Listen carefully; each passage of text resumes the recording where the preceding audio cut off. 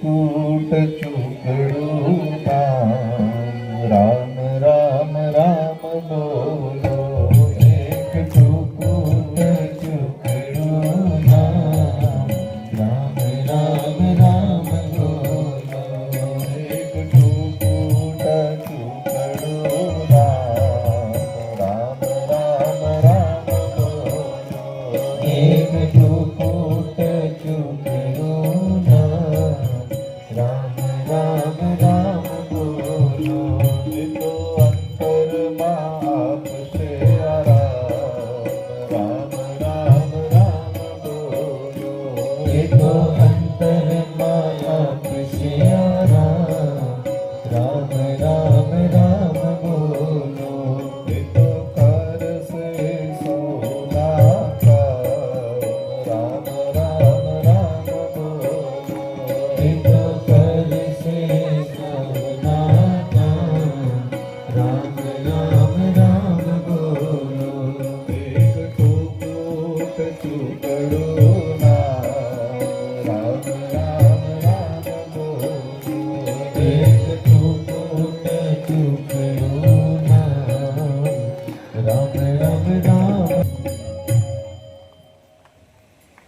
તો શ્રોતાના અને વક્તાના નિયમો બતાવ્યા છે અને અહીંયા મહાત્મયની કથા એ પૂર્ણ થાય છે અને હવે શિવ મહાપુરાણનો અહીંથી પ્રારંભ થાય છે. કેટલી સંહિતાઓ છે શિવ પુરાણમાં? કઈ કઈ? 24,000 શ્લોકો, 7 સંહિતા. પ્રથમ સંહિતા છે વિદ્યેશ્વર સંહિતા. પાછો યાદ કરાવી દઉં. પ્રથમ સંહિતાનું નામ છે વિદ્યેશ્વર સંહિતા. બીજી સંહિતાનું નામ છે રુદ્ર સંહિતા. ત્રીજી સંહિતાનું નામ છે શતરુદ્ર સંહિતા. ચોથી સંહિતાનું નામ છે કોટિ રુદ્ર સંહિતા. પાંચમી સંહિતાનું નામ છે ઉમા સંહિતા. છઠ્ઠી સંહિતાનું નામ છે કૈલાસ સંહિતા અને સાતમી સંહિતાનું નામ છે વાયવ્ય સંહિતા. એમાં સૌપ્રથમ જે આપણે સંહિતાનું દર્શન કરવાનું છે એનું નામ છે વિદ્યેશ્વર. તીર્થરાજ પ્રયાગની અંદર 6 કુળના ઋષિઓ આજે ભેગા થયા છે. 6 કુળના ઋષિઓ વચ્ચે થોડો વાદ વિવાદ ચાલે છે. કોની પૂજા કરવી, કોણ મોટું, કયું કર્મ કરવાથી માણસને જીવનમાં શાંતિ મળે. આવા વાદ વિવાદો જ્યારે 6 કુળના ઋષિ મુનિઓ વચ્ચે ચાલ્યા છે, એ જ સમયે એ 6 કુળના ઋષિ મુનિઓ બ્રહ્માજીની પાસે ગયા. બ્રહ્માજીને કીધું છે કે હે બ્રહ્માજી, પૃથ્વી પર કયું કર્મ મોટું છે, શું કરવું જોઈએ? અને એ સમયે બ્રહ્માજીએ કીધું છે કે પૃથ્વી પર જો સૌથી મોટું હોય તો ભગવાનની કથાનું શ્રવણ, ભગવાનની કથાનું મનન અને ભગવાનની કથાનું કીર્તન. આ 3 વસ્તુ એ પૃથ્વી પર સૌથી મોટી છે. આ બાજુ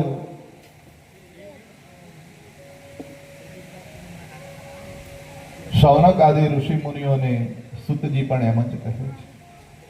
સુતજી કહે છે કે સરસ્વતી નદીના કિનારે જ્યારે સુતજીના ગુરુ કોણ છે જાણો છો? સુતજીના ગુરુ છે વેદ વ્યાસ. અને આ શિવ પુરાણ કોણે લખ્યું છે? વેદ વ્યાસજી. વેદ વ્યાસજીએ જ્યારે 18 પુરાણોની રચના કરી, જેની પાછળ પુરાણ શબ્દ આવે એ વેદ વ્યાસે જ લખેલા છે. અને એવા 18 પુરાણ છે. કેટલા પુરાણો છે? 18 પુરાણ. એમાં ભાગવત પુરાણ, શિવ મહાપુરાણ, ગણેશ પુરાણ, સ્કંદ પુરાણ, અગ્નિ પુરાણ, મત્સ્ય પુરાણ, આવા બધા પુરાણો આવે છે. મહાભારત એ પુરાણ નથી, પણ મહાભારત પણ કોણે લખ્યું છે? વેદ વ્યાસજી. મહાભારત એ મહાકાવ્ય છે.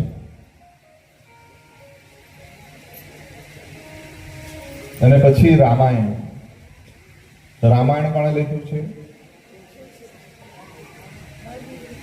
વાલ્મીકી અને તુલસીદાસ. જે મેન રામાયણ છે એ વાલ્મીકીજીએ લખેલું છે. અને તુલસીદાસજીએ લખ્યું એ રામચરિતમાનસ, જે આજથી 300-400 વર્ષ પહેલા તુલસીદાસજી લખ્યું છે. તો એ શિવ મહાપુરાણ વેદ વ્યાસજીએ લખ્યું છે. કોઈ વ્યાસજીને કીધું કે હે વ્યાસજી, તમે 18 પુરાણોની રચના તો કરી નાખી, પણ આટલા બધા પુરાણ અમારે વાંચવા ક્યારે? સમય નથી આજના માણસ પાસે. આજે પરિસ્થિતિ એવી છે, ઘરમાં 4 જણા બેઠા હોય પણ એકબીજા સાથે વાત નહીં કરે. તમે જ કહો છો મોબાઈલ જોયા કરે, હું નથી બોલતો.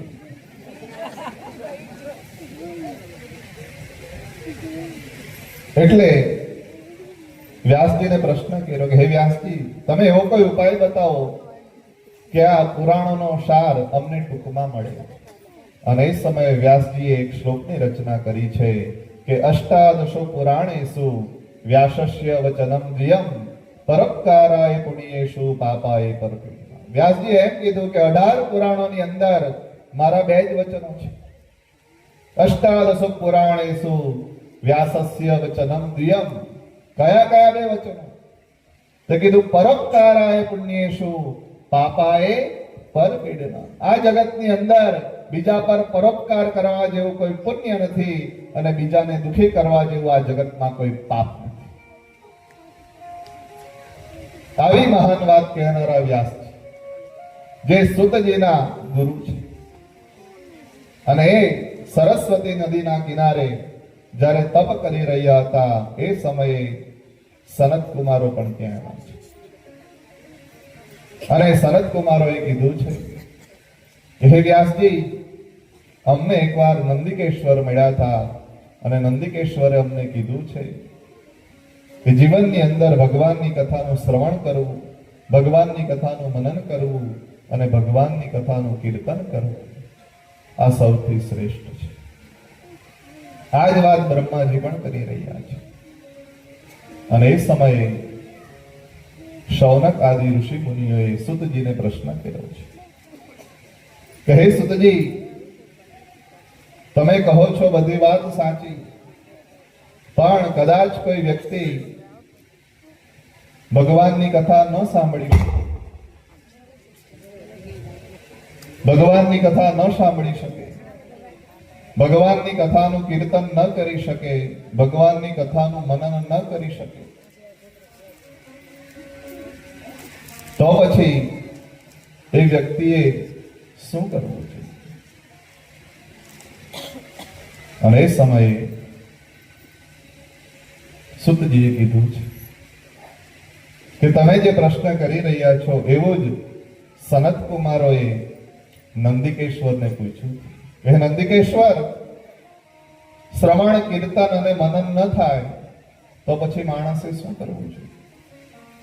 અને એ સમયે નંદિકેશ્વરે કીધું છે કે જે વ્યક્તિ શ્રવણ, કીર્તન અને મનન ન કરી શકે તો એણે પછી ભગવાન શિવનું પૂજન કરવું છે. અહીંયા પાછો પ્રશ્ન કર્યો છે સનત કુમારે. હે નંદિકેશ્વરજી, ભગવાન શિવ તો બે સ્વરૂપે બિરાજિત છે. ભગવાન શિવ એ મૂર્તિ સ્વરૂપે પણ છે અને ભગવાન શિવ એ લિંગ સ્વરૂપે પણ છે. તો અમારે મૂર્તિ સ્વરૂપની પૂજા કરવી કે અમારે લિંગ સ્વરૂપની પૂજા કરવી? અને એ સમયે નંદિકેશ્વરે કીધું છે કે મૂર્તિ સ્વરૂપની પૂજા કરતા લિંગ સ્વરૂપની પૂજાનું મહત્વ વધારે છે. આ બાજુ શૌનક આદિ ઋષિમુનિએ પ્રશ્ન કર્યો છે કે હે સુતજી, તો પછી આ લિંગની ઉત્પત્તિ કઈ રીતે થઈ? ભગવાન લિંગ સ્વરૂપે કઈ રીતે એમનું પ્રાગટ્ય થયું? એ કથા તમે અમને વિસ્તારપૂર્વક જણાવો. આ બાજુ સુતજી પણ શૌનક આદિ ઋષિ મુનિઓને લિંગ પ્રાગટ્યની કથા કહી રહ્યા છે. સરસ્વતી નદીના કિનારે નંદિકેશ્વરજી પણ અહીંયા સનત કુમારોને લિંગ પ્રાગટ્યની કથા કરે છે. આપણે પણ ભગવાનના લિંગ પ્રાગટ્યની કથા હવે પ્રારંભ કરશું. એ પહેલા 2 મિનિટ માટે ભગવાનનું નામ સ્મરણ કરી લઈએ. હર હર શંભુ ભોળા, તમારી ધૂન લાવી. હર હર શંભુ ભોળા, તમારી ધૂન લાવી. શંભુ ભોળા, તમારી ધૂન લાગી. તારી ધૂન લાગી ભોળા, તારી ધૂન લાગી. તારી ધૂન લાગી ભોળા, તારી ધૂન લાગી. હર હર શંભુ ભોળા, તમારી ધૂન લાગી. હર હર શંભુ ભોળા, તમારી ધૂન લાગી. હર હર મહાદેવ, જય કોટેશ્વર.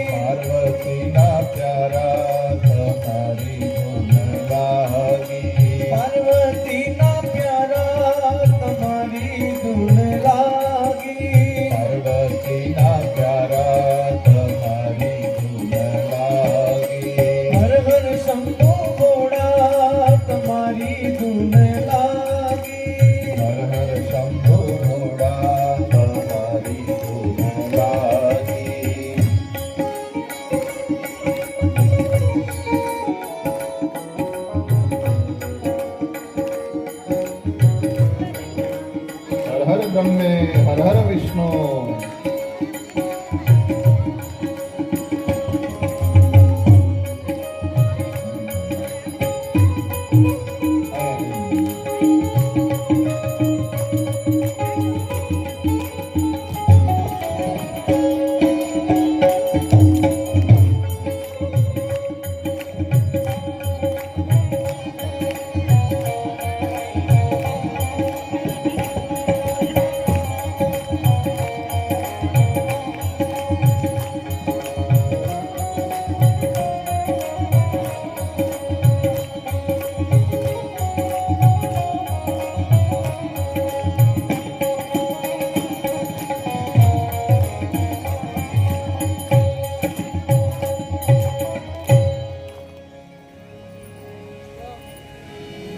નંદિકેશ્વર આગળ કથા કરતા કહે છે કે એક વખત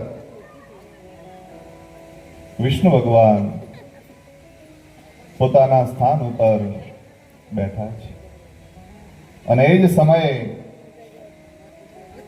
બ્રહ્માજી ત્યાં આવે છે. બ્રહ્માજી ભગવાનના દર્શન કરે છે. વિષ્ણુ ભગવાન બ્રહ્માજીને આવકારે છે, સત્કાર કરે છે, સન્માન કરે છે. પણ વિષ્ણુ ભગવાન પોતાની જગ્યા પરથી ઊભા થતા નથી. અને એ સમયે બ્રહ્માજી કહે છે કે હે ભગવાન, હું તમારી પાસે આવ્યો છું, તમે મને જોઈ અને ઊભા પણ ન થયા. તમારી કરતા તો જ્ઞાનમાં હું મોટો છું, તમારી કરતા તો વધારે હું જાણું છું. વિષ્ણુ ભગવાન કહે કે હે બ્રહ્માજી, તમારી કરતા તો જ્ઞાનની અંદર હું મોટો છું. અને મત્સમમ જગદિદમ વત્સ મમ નાભિ કમલે જાત પુત્રત્વમ સમહિ ભાસત. હે બ્રહ્માજી, તમે તો મારી નાભિ કવળમાંથી ઉત્પન્ન થયા છો, માટે તમે તો મારા પુત્ર સમાન છો. અને દીકરા આવે ત્યારે કઈ બાપ ઉભો ન થાય, એ તો બાપ આવે ત્યારે દીકરાએ ઉભો થવાનું હોય. એટલે તમે આવો ત્યારે મારે કઈ ઉભા થવાની જરૂર નથી. પણ બ્રહ્માજી આજે અહંકાર કરે છે કે હું મોટો, હું વધારે જાણું, તમે ઉભા ન થયા. અને જે વ્યક્તિમાં અહંકાર આવે તે વ્યક્તિનું ક્યારેય ભલું નથી. અને એટલે જ કહેવત પડી છે કે અહંકાર મેં તીનો ગયે, અહંકાર મેં તીનો ગયે, ધન વૈભવ और वंश, ના માનો તો દેખ લો રાવણ, કૌરવ और કંસ. રાવણમાં પણ અભિમાન હતું.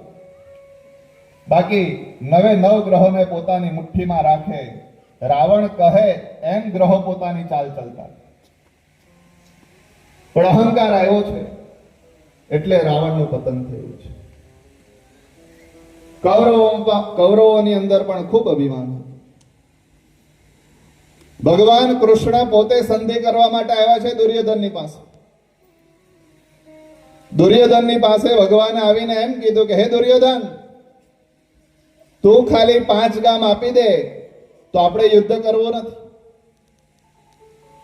અને એ સમયે દુર્યોધને અહંકારમાં ભગવાનને એમ કીધું હતું કે હે ભગવાન, તમે તો 5 ગામની વાત કરો છો, પણ સુચ્ચૈ ક્રમાન વિદિશ્યામી વિના યુદ્ધેન કેશવ. હે કેશવ, હે કૃષ્ણ, હું યુદ્ધ વગર 100ની અણી જેટલી જમીન પણ પાંડવોને આપવાનું નથી. અને એ સમયે ભગવાને કીધું કે હે દુર્યોધન, તો હવે સાંભળી લે કે હવે તો યુદ્ધ એ જ કલ્યાણ. અને કુરુક્ષેત્રની અંદર મહાભારતનું યુદ્ધ થયું છે. અને એ સમયે દુર્યોધને ભગવાનને એમ કીધું કે ભગવાન, તમે મારી ઘરે ભોજન કરતા હતા. ભગવાને ઉદ્ધવને કીધું કે ઉદ્ધવ, તું રન ધંકારી લે. દુર્યોધને કીધું ભગવાન, તમારા માટે સવારથી તડામાર તૈયારીઓ ચાલે છે. ત્યારે ભગવાને કીધું કે દુર્યોધન, અહંકારીની ઘરે હું ભોજન નથી કરતો.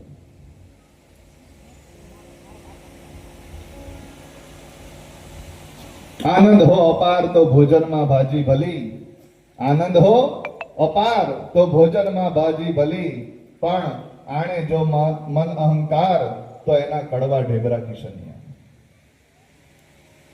ભગવાને ઉદ્ધવને એમ કીધું કે હવે રથ હંકારી લે. ઉદ્ધવે રથ હંકારી લીધો છે.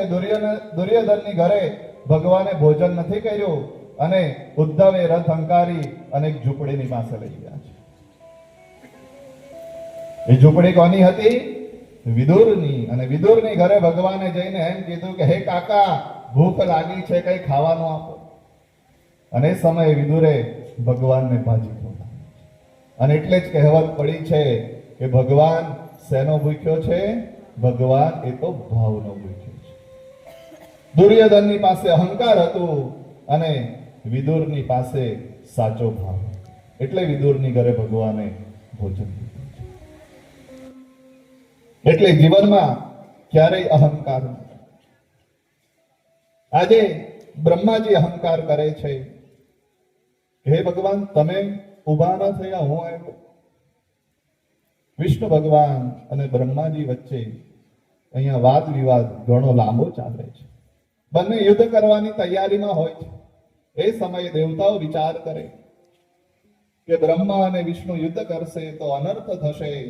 એટલે દેવતાઓ બધા ભગવાન શિવની પાસે જાય છે. અને એ સમયે શિવજીની સ્તુતિ કરે છે. હે ભગવાન શિવ, બ્રહ્મા અને વિષ્ણુ લડી રહ્યા છે, તમે કઈ રસ્તો કાઢો, નહીં તો અનર્થ થશે. ભગવાને કીધું કે હે દેવતાઓ, તમે ચિંતા ન કરો, હું બંનેને સમજાવીશ. અને જે જગ્યાએ બ્રહ્મા અને વિષ્ણુ લડી રહ્યા હતા એ જ સમયે એક પ્રકાશ પુંજ એ ઉત્પન્ન થયો છે. એક પ્રકાશિત સ્તંભ ત્યાં આવ્યો છે. એ પ્રકાશ સ્તંભ એટલો પ્રકાશવાળો હતો કે બ્રહ્મા અને વિષ્ણુ બંને આશ્ચર્યચકિત થઈ ગયા કે આ શું થઈ રહ્યું છે? આટલો પ્રકાશ ક્યાંથી આવી રહ્યો છે? આ સ્તંભ કેમ આટલો મોટો છે? બ્રહ્માજીએ કીધું કે હે વિષ્ણુ ભગવાન, આ સ્તંભનો અંત ક્યાં છે એ શોધવા માટે તમે નીચેની તરફ જાઓ અને આ સ્તંભનો ક્યાંથી પ્રારંભ થઈ રહ્યો છે એ શોધવા માટે હું ઉપરની તરફ જાઉં છું. અને જે એ જોઈને આવી રહેશે એ આપણા બેમાં મોટું ગણાશે. જો એ જોઈને પહેલા તમે આવશો તો તમે મોટા, અને પ્રારંભ જોઈને હું આવીશ તો હું મોટો. વિષ્ણુ ભગવાને વરાહ સ્વરૂપ લીધું છે. એ સ્તંભનો અંત શોધવા માટે નીચેની તરફ જાય છે. વિષ્ણુ ભગવાનને અંત મળતો નથી. બ્રહ્માજી ઉપરની તરફ એ સ્તંભનો પ્રારંભ જોવા માટે જાય છે. ઘણા સમય સુધી ગતિ કરે છે. એક પુષ્પ નીચે પડતું દેખાય છે. એ પુષ્પ પડી રહ્યું હતું, એક કેવડાનું ફૂલ હતું. કેવડાનું પુષ્પ નીચે પડી રહ્યું હતું. ઘણા સમયથી નીચે આવતું હતું, પણ તાજું ને તાજું હતું. જ્યારે વિષ્ણુ ભગવાન અને બ્રહ્માજી વાદ વિવાદ કરી રહ્યા હતા એ સમયે ભગવાન શિવ બંનેને જોઈને થોડું હસ્યા છે. અને હસવામાં ભગવાન શિવનું મોઢું થોડું વાંકું થયું છે. અને એ મોઢું વાંકું થયું એટલે કેવડાનું પુષ્પ એ ભગવાનના મસ્તક ઉપરથી નીચે પડ્યું છે. એટલે પુષ્પ નીચે આવી રહ્યું. બાકી ભગવાન એને મસ્તકમાં ધારણ કરેલું.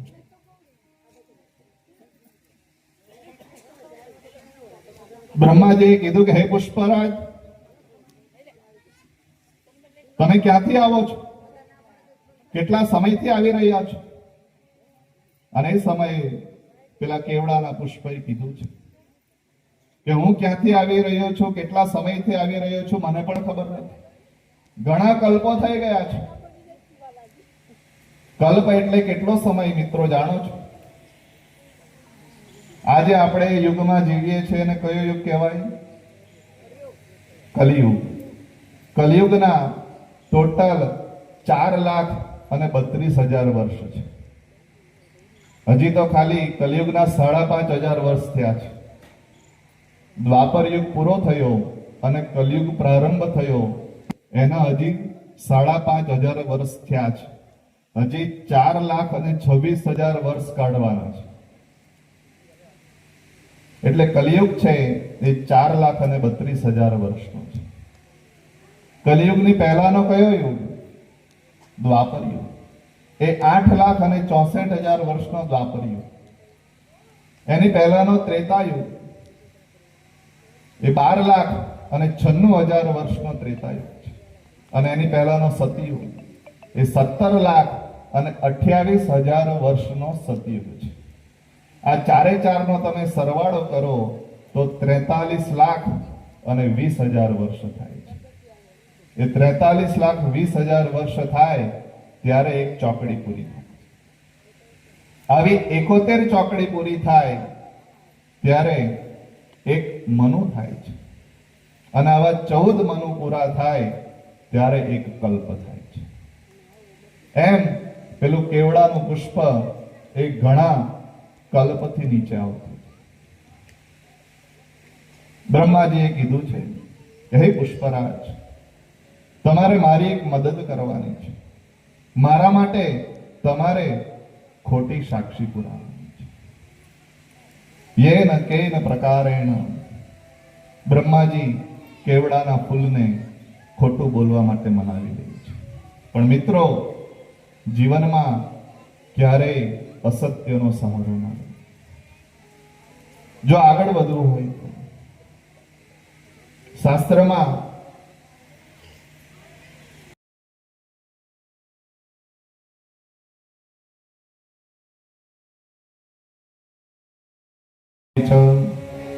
મૃત્યાર્થે પ્રાણ સંકટે ગૌ બ્રાહ્મણ્ય રક્ષાયામ નાન્યમ સ્વાર ઘોષિતમ. સ્ત્રીની આગળ કદાચ એને રાજી કરવા માટે થોડું ખોટું બોલો તો ચાલે.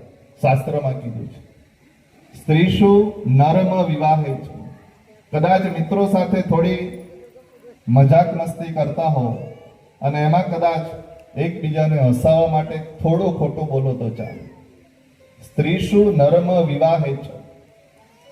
કદાચ કોઈના લગ્ન થવાના હોય અને તમારી પાસે વાત આવે કે આ છોકરો કેવો છે, કેટલો પગાર છે, અને કદાચ એનો પગાર 30,000 હોય અને તમે 45,000 કહી દો તો ચાલે. લગ્ન માટે એકબીજાનું જોડાણ કરવા માટે કદાચ થોડું ખોટું બોલો તો ચાલે. 1.5 લાખ કહી દો તો ન ચાલે. શાસ્ત્રમાં લખ્યું છે, હું નથી કહેતો. એટલે શ્લોક સાથે તમને આધાર પણ કહું છું. સ્ત્રી શું નરમ વિવાહે છે વૃત્યાર્થે પ્રાણ સંકટે. જ્યારે આપણો પ્રાણ સંકટમાં આવી જાય અને એ સમયે કદાચ ખોટું બોલવું પડે તો તમે ખોટું બોલી શકો છો. અને ગૌ બ્રાહ્મણ્ય રક્ષાયા, જ્યારે ગાય અને બ્રાહ્મણની રક્ષાની વાત આવે, ગાયની પાછળ કોઈ પડ્યું હોય ને તમને પૂછે કે ગાય કઈ બાજુ ગઈ, તો ભલે તમને ખબર હોય કે ગાય આ બાજુ ગઈ છે, છતાં પણ એ સમયે ખોટું બોલવું કે આ બાજુ નથી ગઈ પણ ગાય તો આ બાજુ ગઈ છે, એ ખોટું બોલવાનો દોષ નથી લાગતો. પણ થોડું ખોટું બોલવું, જીવનની અંદર ખોટાનો સહારો ન લેવો. પણ આજે બ્રહ્માજી કેવડાના પુષ્પને ખોટું બોલવા માટે મનાવી લે છે. બંને પોતાના સ્થાન પર પાછા આવે છે. વિષ્ણુ ભગવાનને કહે છે બ્રહ્માજી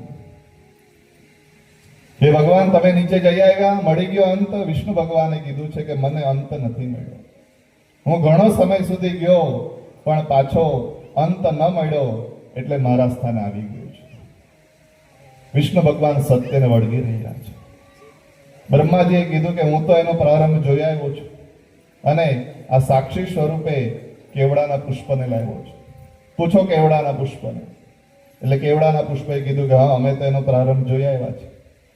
તો પછી વિષ્ણુ ભગવાને કીધું કે બ્રહ્માજી, તો હવે તમે મારી કરતા મોટા છો અને તમે મારી કરતા મોટા છો માટે મારે તમારી પૂજા કરવી છે. અને વિષ્ણુ ભગવાન પૂજાની થાળી તૈયાર કરે છે. સુંદર પુષ્પ, અક્ષત, કુમકુમ, ચંદન આદિ બધા દ્રવ્યો થાળીની અંદર ભેગા કરે છે. અને જેવા વિષ્ણુ ભગવાન પૂજા કરવા માટે બ્રહ્માજીની પાસે જાય છે અને જેવી પૂજાની તૈયારી કરે અને એ જ સમયે જે પ્રકાશ સ્તંભ હોય છે એમાંથી સાક્ષાત ભગવાન લિંગ સ્વરૂપે ત્યાં પ્રાગટ થાય છે. બોલીએ લિંગેશ્વર મહાદેવ કી જય. લિંગ પ્રાગટ્ય થયું છે. 2 મિનિટ આપણે પણ ભગવાનની લિંગની સ્તુતિ કરી લઈએ. બ્રહ્મા મુરારી સુરાર્ચિત લિંગમ નિર્મલ ભાષિત શોભિત લિંગમ. બ્રહ્મા મુરારી સુરાર્ચિત લિંગમ નિર્મલ ભાષિત શોભિત લિંગમ. જન્મ દુઃખ વિનાશક લિંગમ તત પ્રણમામિ સદા શિવલિંગમ.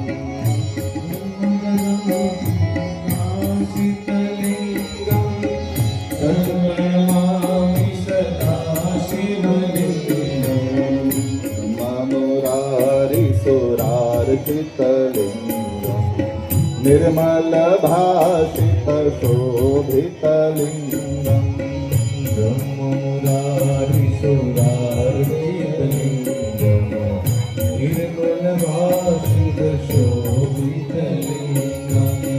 देवमुनि प्रवरार्चित लिंगम कामदहन करुणाकर लिंगम. देवमुनि प्रवरार्चित लिंगम कामदहन करुणाकर लिंगम.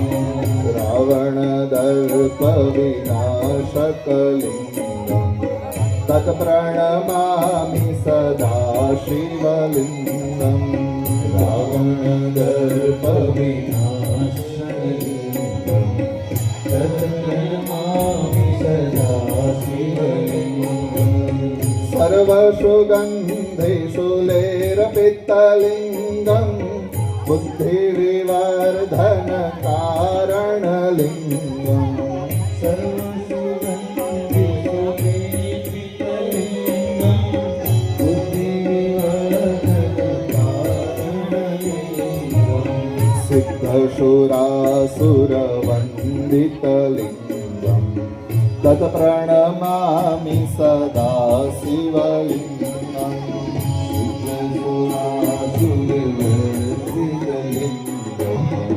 तत् प्रणमामि सदा शिवलिंगम.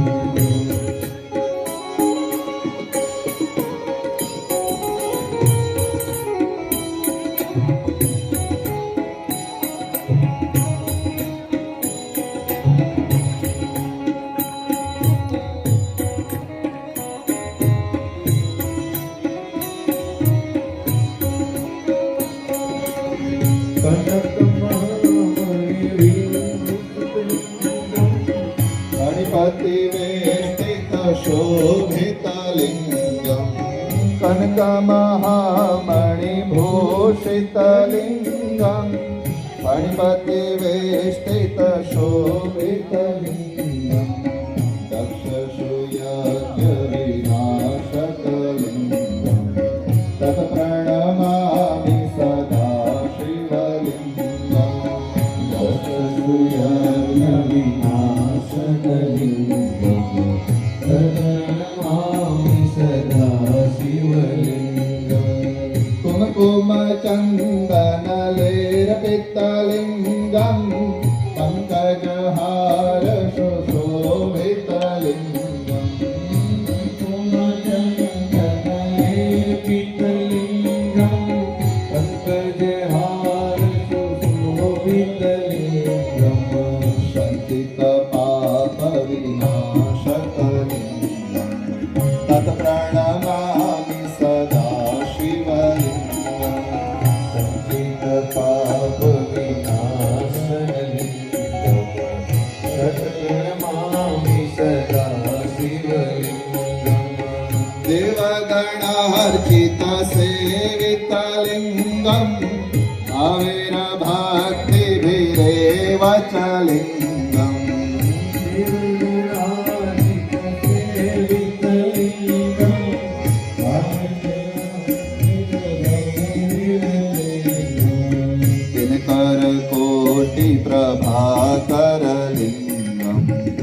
प्रणमामि सदा शिवलिङ्गम्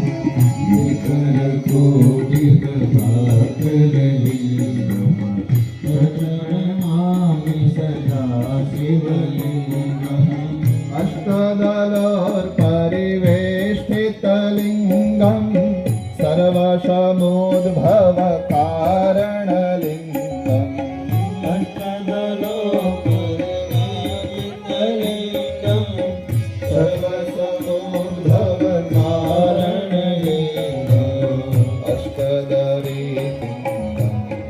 तत्प्रणमामि सदा शिवलिङ्गम् अष्टदरिद्रविनाशितलिङ्गम् तत्प्रणमामि सदा शिवलिङ्गम् सुरगरुसुरवरपूजितलिङ्गम् सुरवनपुष्पसदार्चितलिङ्गम् सुरगुरुसुरवरपूजितलिङ्गम् सुरवनपुष्पसदार्चितलिङ्गम् परात्परं परमात्मकलिङ्गम् तत्प्रणमामि सदा शिवलिङ्गम् परात्परं परमात्मकलिङ्गम् तत्प्रणमामि सदा शिवलिङ्गम् तत्प्रणमामि सदा शिवलिङ्गम् तत्प्रणमामि सदा शिवलिङ्गम् लिङ्गाष्टकमिदं पुण्यं ये पठे शिवसन्निधौ शिवलोके वाप्नोति शिवेन सह मोदते। बोलिए लिंगेश्वर भगवान की जय। हर हर महादेव। લિંગ સ્વરૂપે અહીંયા ભગવાનનું સુંદર પ્રાગટ્ય થયું છે. લિંગ સ્વરૂપે ભગવાન પ્રગટ થયા છે અને સૌપ્રથમ ભગવાને પ્રગટ થઈ અને વિષ્ણુ ભગવાનની સામે જોયું છે. હવે બહુ સુંદર કથા આવશે મિત્રો, ધ્યાન દઈને સાંભળજો. ભગવાન વિષ્ણુની બાજુ જુએ છે અને વિષ્ણુ ભગવાનને ભગવાન શિવ ખૂબ આશીર્વાદ આપે છે. લિંગ સ્વરૂપે ભગવાન પ્રગટ થયા અને નારાયણને કહે છે કે હે નારાયણ, હે વિષ્ણુ ભગવાન, તમે સત્યને વળગી રહ્યા છો. તમે ખોટાનો સહારો નથી લીધો. તમારી પર હું આજે ખૂબ રાજી છું. તમે અત્યાર સુધી નારાયણના નામે ઓળખાતા હતા, પણ આજે હું તમને આશીર્વાદ આપું છું કે આજથી તમે સત્યનારાયણના નામે ઓળખાશો. અને ત્યારથી ભગવાન વિષ્ણુનું નામ સત્યનારાયણ પડ્યું છે.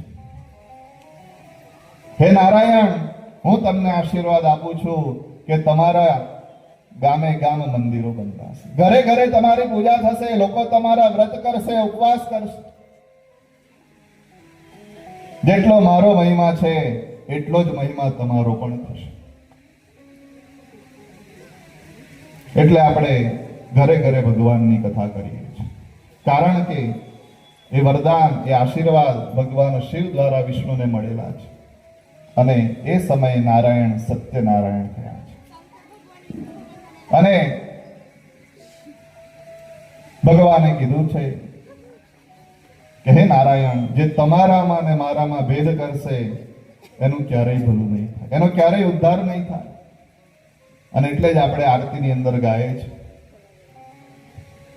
હરિહર એક સ્વરૂપ અંતર નવધરશો, પ્રભુ અંતર નવધરશો, ભોળા ભૂધરને ભજતા, ભોળા ભૂધરને ભજતા, ભવસાગર તરશો.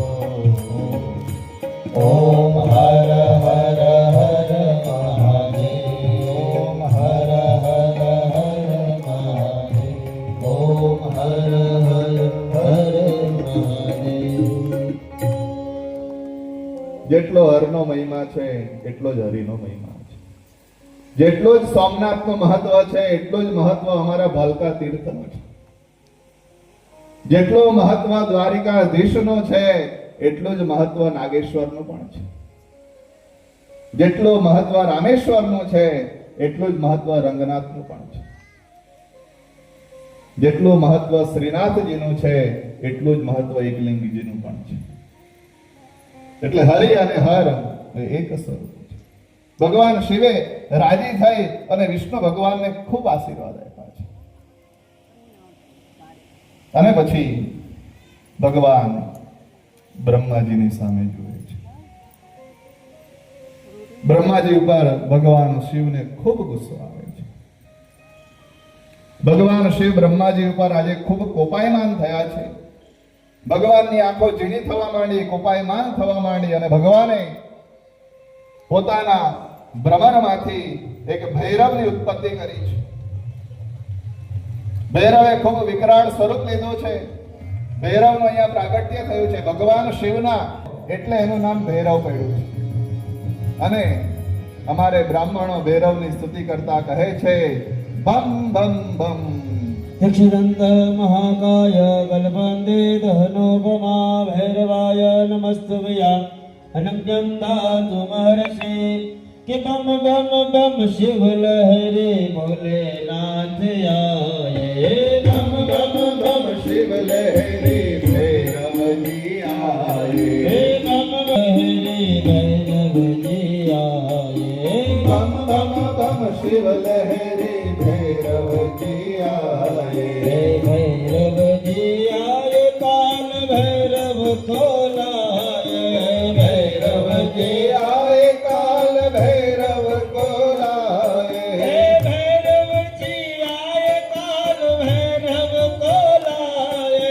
ભૈરવજી આયે કાલ ભૈરવ કોલાય. હે બમ બમ બમ શિવ લહરી ભૈરવજી આયે. બમ બમ બમ શિવ લહેરી ભૈરવજી આયે. કાશી કે કોટવાલ ઉજ્જૈન કે મહાકાલ. કાશી કે કોતવાલ ઉજ્જૈન કે મહાકાલ. કાશી કે કોટવાલ ઉજ્જૈન કે મહાકાલ. કાશી કે કોતવાલ ઉજ્જૈન કે મહાકાલ. બમ બમ બમ શિવ લહરે ભૈરવજી આયે. બમ બમ બમ શિવ લહેરી ભૈરવજી આયે. રાજ શિવયમાન પાવનાન પંકજા વ્યાલયાત્મ શિખર બેન્દુ શેખરમ કૃપાકરા નારદાદ યોગી વાતવંત સપ્તિગંબરા કાશિકા પુરાજનાથ કાલ ભૈરવંતરી અવંતિકા પુરાજનાથ. ભૈરવનું પ્રાગટ્ય થયું છે. ખૂબ વિકરાળ સ્વરૂપ ભૈરવે લીધું છે. એક હાથમાં ખડગ લીધું છે અને ગુસ્સામાં ભૈરવજી આવ્યા છે. બ્રહ્માજીની પાસે આવી અને બ્રહ્માજીનો એક મસ્તક ભૈરવે કાપી નાખ્યું.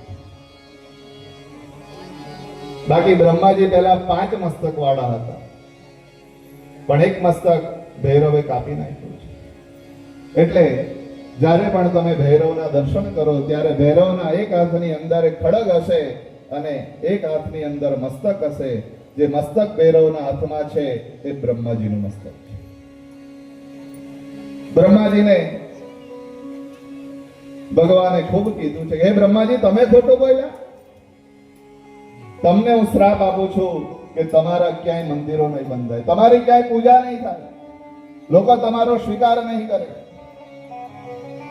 કેવડાના પુષ્પને કીધું છે કે હું પણ તારો ક્યારેય સ્વીકાર નહીં કરું, મારાથી દૂર હટી જાઓ.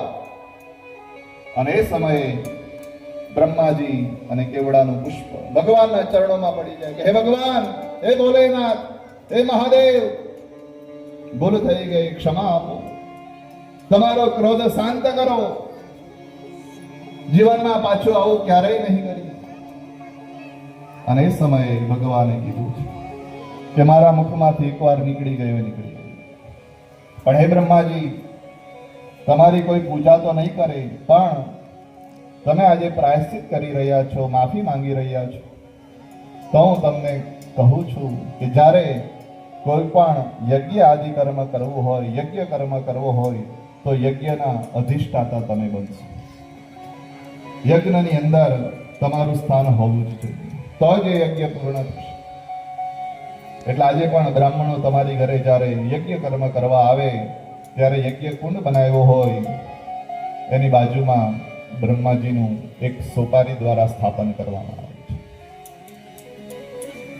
પછી કેવડાના પુષ્પને કીધું છે કે હે પુષ્પ, આમ તો તું મને અતિશય પ્રિય હતું, હું તને મારા મસ્તકની ઉપર રાખતો હતો, તું એક ખોટો બોલ્યો એટલે મેં શ્રાપ આપ્યો, પણ તું આજે પ્રાયશ્ચિત કરી રહ્યો છે તો હું પણ તને એક આશીર્વાદ આપું છું કે જ્યારે ભાદરવા મહિનાની સુદ ત્રીજ આવે એ સમયે હું તારો સ્વીકાર કરીશ.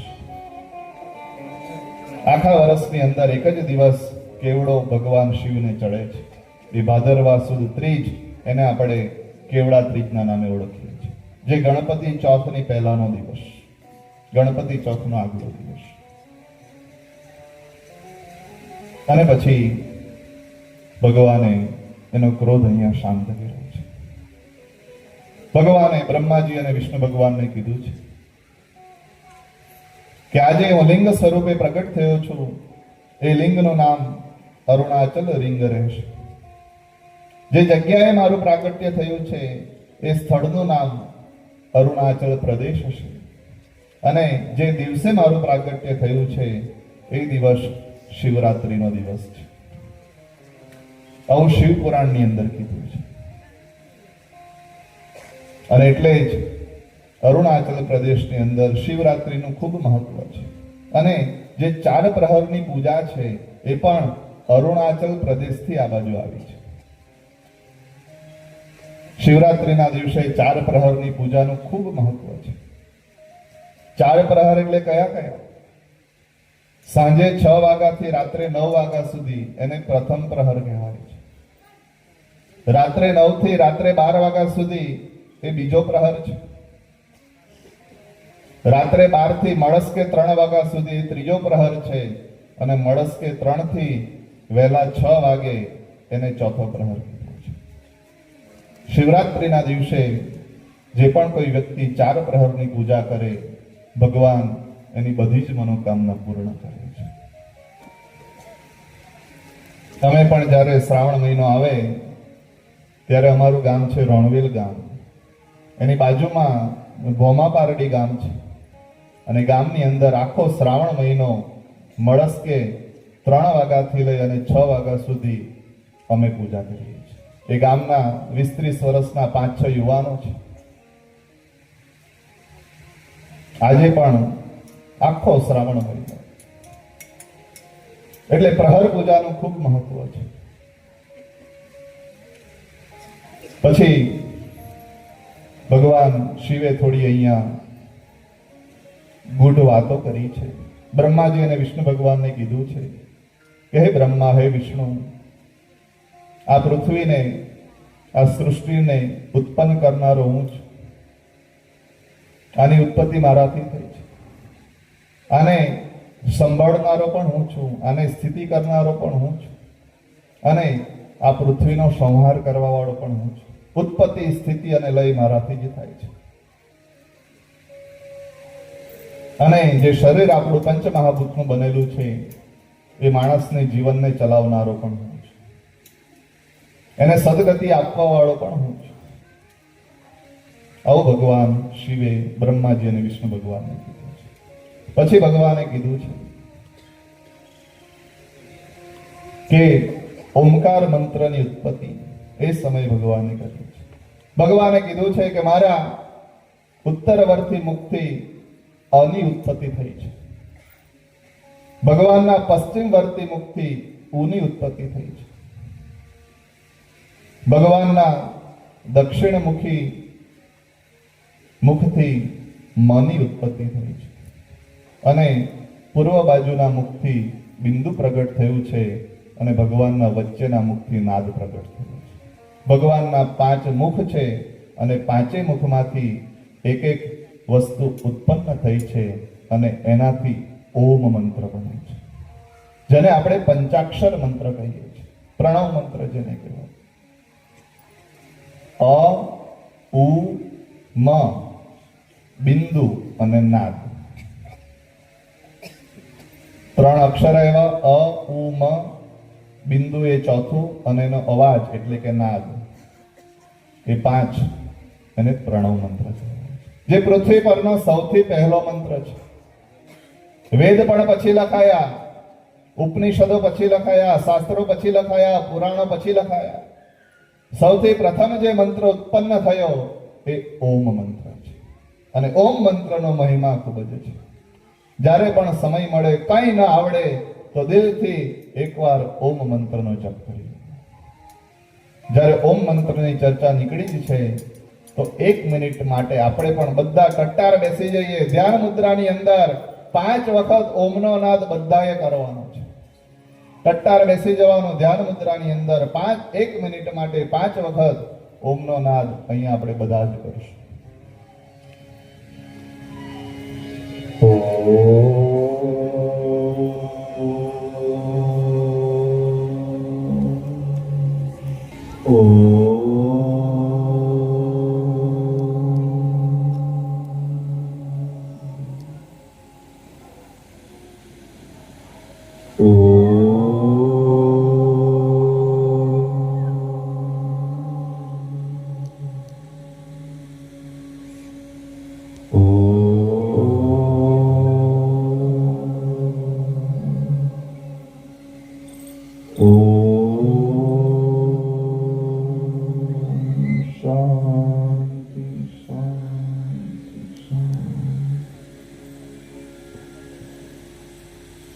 ઓમ મંત્રની ઉત્પત્તિની દિવ્ય કથા ભગવાને કહી છે અને એ મંત્રની દીક્ષા પછી ભગવાન શિવે બ્રહ્મા અને વિષ્ણુ ભગવાનને આપી છે. એ મંત્ર દીક્ષા ભગવાનને આપી અને પછી ભગવાન અંતર ધ્યાન થયા છે. લિંગ સ્વરૂપે અહીંયા ભગવાન પ્રગટ થઈ બ્રહ્મા અને વિષ્ણુને ઉપદેશ આપે છે, મંત્ર દીક્ષા આપી છે અને પછી ભગવાન શિવ ત્યાંથી અદ્રશ્ય થયા છે, અંતર ધ્યાન થયા છે. અને પછી શૌનક આદિ ઋષિ મુનિઓ સુતજીને પ્રશ્ન કરે છે કે હે સુતજી, ભગવાન શિવની પૂજા અમારે કેવી રીતે કરવી? શિવ પૂજાનો ક્રમ બતાવો. કઈ રીતે ભગવાન શિવની પૂજા થઈ શકે છે? એના નિયમો કયા કયા છે? ભગવાનને શું પ્રિય છે? શું ચડાવવું જોઈએ? અને એ સમયે સુતજી કહે છે કે હે ઋષિ મુનિઓ, ભગવાન શિવનું મંદિર ક્યાં તો નદી કિનારે હોવું જોઈએ, ક્યાં તો તળાવ કિનારે હોવું જોઈએ, ક્યાં તો સમુદ્ર કિનારે હોવું જોઈએ. આ જગ્યાએ મંદિર હોય તો એનો પ્રભાવ વધારે હોય છે. પછી સુતજી કહે છે કે તમે ચરલિંગની પણ પૂજા કરી શકો અને અચરલિંગની પણ પૂજા કરી શકો. શૌનક આદિ ઋષિ મુનિઓ કહે છે કે હે સુતજી, કયો લિંગ ઘરની અંદર રાખી શકાય? સુતજી કહે છે કે અંગૂઠા જેવડું લિંગ હોય તો એ તમે ઘરની અંદર રાખી અને તમારા ઘરમાં એ અંગૂઠા જેવડા લિંગની પૂજા કરી શકો છો. એનાથી મોટું લિંગ હોય તો એ તમે ઘરમાં ન રાખી શકો. આવું શિવ પુરાણમાં લખ્યું છે. એનાથી મોટું લિંગ હોય તો એની પૂજા મંદિરની અંદર થાય છે, કારણ કે એનું મહત્વ આપણે જાળવવું પડે, એની મહત્વતાનો આપણે ધ્યાન રાખવું પડે.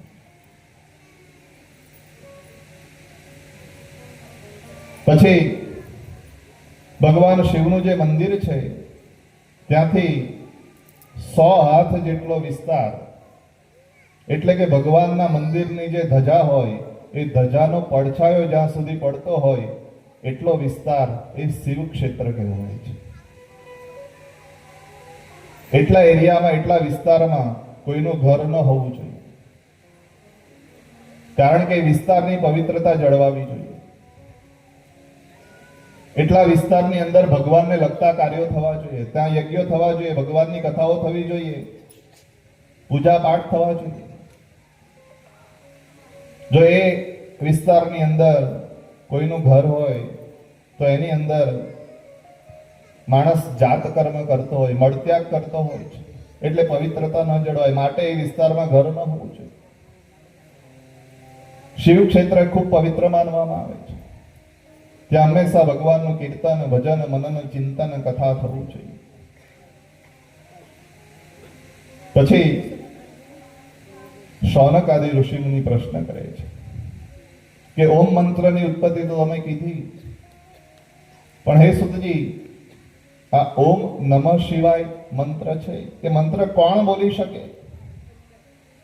એની ચર્ચા થોડી શિવ પુરાણમાં કીધી છે કે ઓમ નમઃ શિવાય નામનો જે મંત્ર છે, એ મંત્ર જેણે દીક્ષા મેળવી હોય ગુરુ પાસેથી, ભગવાન શિવ પાસેથી, અથવા એવા પામેલા પુરુષ પાસેથી, એ જ વ્યક્તિ આ ઓમ નમઃ શિવાયનો મંત્ર બોલી શકે છે. જેણે દીક્ષા ન મેળવી હોય એ ઓમ શિવાય નમઃ બોલી શકે અથવા ખાલી શિવાય નમઃ બોલી શકે છે. ઘણાને મનમાં પ્રશ્ન થશે કે અમે તો વર્ષોથી ઓમ નમઃ શિવાય જ બોલીએ છીએ. જો અજાણતા કદાચ તમે ઓમ નમઃ શિવાય બોલતા હો તો એમાં કંઈ ખોટું નથી, એમાં કંઈ દોષ નથી. ભગવાન શિવના મંદિરમાં જવાનું, બે હાથ જોડી ભગવાન શિવને પ્રાર્થના કરવાની કે ભગવાન, તું જ અમારો ગુરુ છે અને મનથી અમે તારી દીક્ષા લઈએ છીએ કે અમે ઓમ નમઃ શિવાય મંત્રનો જ જપ કરશું. આવો ભગવાનના સ્થાનમાં જઈ એકવાર મનથી બોલી અને પછી તમે ઓમ નમઃ શિવાયનો મંત્ર જાપ કરી શકો છો. એટલે કદાચ કોઈ વર્ષોથી બોલતું હોય તો મનમાં ચિંતા કરવી નહીં. બધી શંકાઓ દૂર કરવા માટે જ આપણે શિવ મહાપુરાણની કથા રાખી છે. અને બધું જ મહત્વ 7 દિવસની અંદર આપણે ભગવાનને લગતું સમજી લેવાનું છે. બધી શંકાઓ દૂર કરવાની છે, માટે જ કથા રાખી છે. આયોજક ભાઈઓએ મને કીધું હતું કે કીર્તિભાઈ, મેન ભગવાનના ગુણગાન ગાવાના છે. આપણે કોઈ વ્યક્તિના ગુણગાન ગાવા માટે કથા કરતા નથી, પણ ભગવાન શિવનો ગુણગાન કેમ ગવાય, ભગવાન શિવનું મહત્વ શું છે, ભગવાન શિવની પૂજા કઈ રીતે થઈ શકે, માટે ભગવાનની કથાનું આયોજન થયું છે. એટલે કદાચ કોઈ ઓમ નમઃ શિવાય બોલતો હોય તો ચિંતા ન કરતા. હું પણ રોજ બોલું છું, મારી સાથે બોલવા વાળા ઘણા ઓમ નમઃ શિવાય બોલે જ છે, એટલે બે ધડક તમે એ જાપ કરી શકો. પણ એકવાર મંદિરમાં જઈ અને ભગવાનની આગળ આટલું કહી દેજો.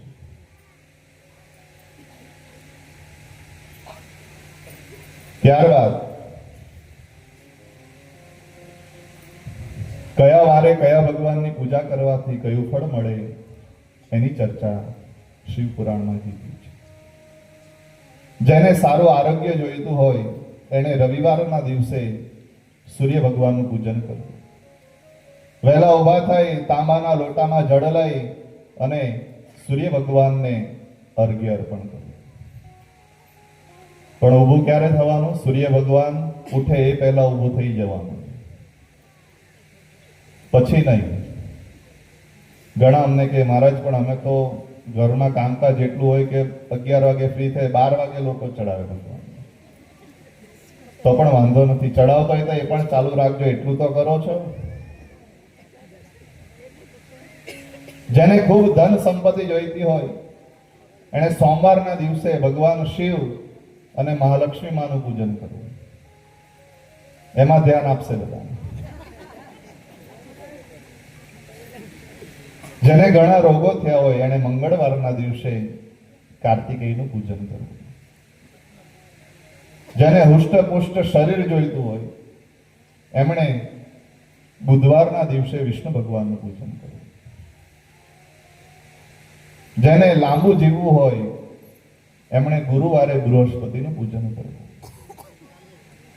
જેને જીવનમાં ખૂબ ભોગો ભોગવવા હોય, ખૂબ આનંદ કરવો હોય તો એમણે શુક્રવારના દિવસે ઇન્દ્રની પૂજા કરવી, અને જેને મૃત્યુ પર વિજય મેળવવો હોય એમણે શનિવારે ભૈરવની પૂજા કરવી, એવું શિવ મહાપુરાણમાં કીધું છે. ત્યારબાદ શૌનક આદિ ઋષિમુનિઓ સુતજીને પ્રશ્ન કરે છે કે હે સુતજી, લિંગ કેવા કેવા પ્રકારના આવે છે અને કયા લિંગની પૂજા કરવાથી વધારે ફળ મળે છે? કયો લિંગ સૌથી શ્રેષ્ઠ છે એનું મહત્વ તમે અમને સમજાવો. અને એ સમયે સુતજી કહે છે કે ઘણા પ્રકારના લિંગ આવે છે. તમે લોટનું લિંગ પણ બનાવી શકો, તમે અન્નનું લિંગ પણ બનાવી શકો, તમે માખણનું લિંગ પણ બનાવી શકો, તમે ગોળનું લિંગ પણ બનાવી શકો, તમે સોનાનું લિંગ પણ બનાવી શકો, ધાતુનું લિંગ પણ બનાવી શકો, ચાંદીનું લિંગ પણ બનાવી શકો, અને મોંઘામાં મોંઘું નવરત્નનું લિંગ પણ બનાવી શકો.